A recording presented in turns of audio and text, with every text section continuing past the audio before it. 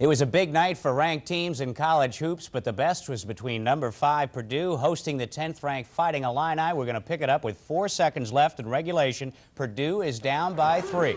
Here's the inbounds play, and it's going to be Doug Lee from three-point range at the buzzer, tied at 80.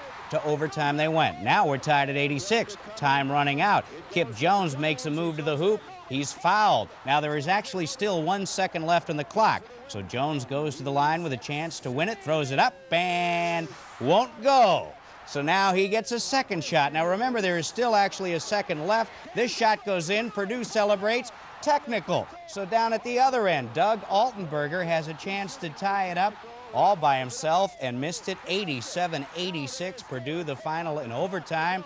And now the scores were number 2 Iowa clobbered Indiana.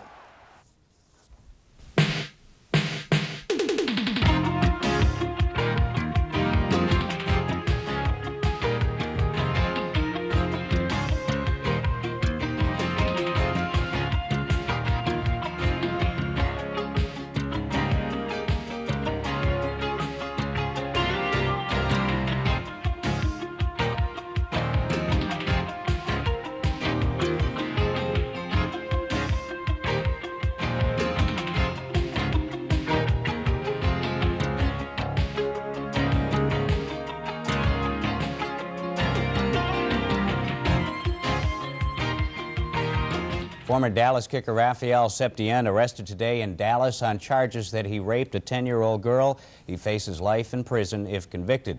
Most of the attention this week is centered on Elway and Sims in Pasadena, and both have survived some very rough times in the past. Criticism, I'm always going to get criticism. You know, I'm not the prettiest thing, and I know that, but I'm productive. And people talk about quarterbacks. You look at me and John Elway over the last 3 years, I've been a more productive quarterback than he has. We've gone through a lot of the same things. He's gone through some,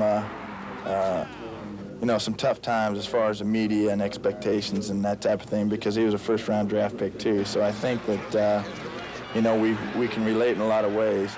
People in Denver expected me to walk on water when I got there, and you know, they expected a Super Bowl right away, and it's something that you know, I couldn't produce. I definitely going in thought I could do it. But as things turned out, I couldn't. I don't feel, it doesn't affect me, and I don't care one bit, really. When you think of the Denver Broncos, you think of John Elway.